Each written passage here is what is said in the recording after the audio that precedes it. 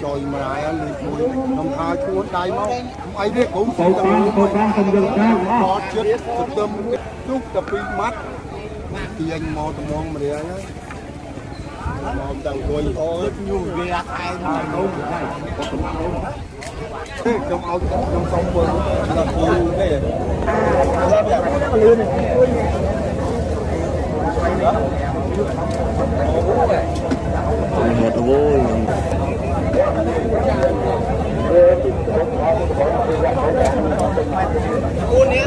cái một vui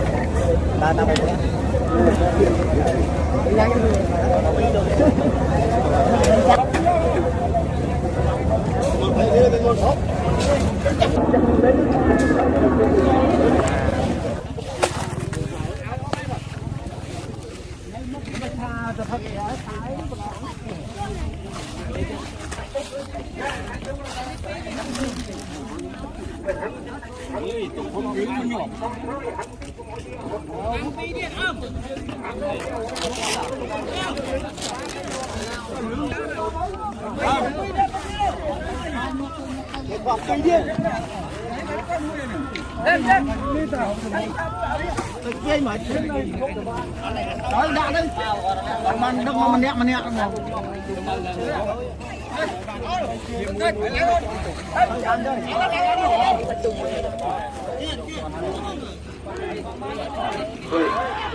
tăng thôi gì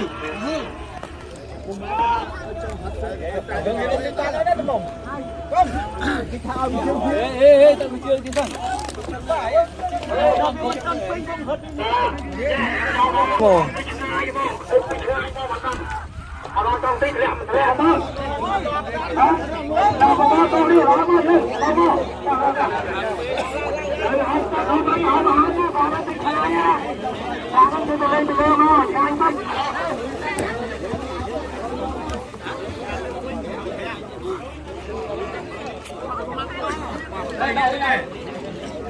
Bắt ôm nha Hiệp.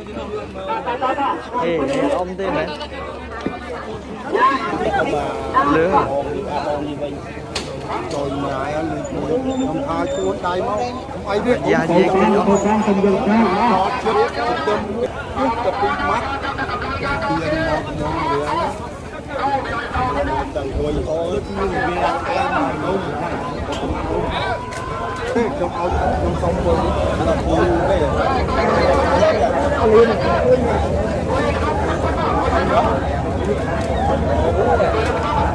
Một vui.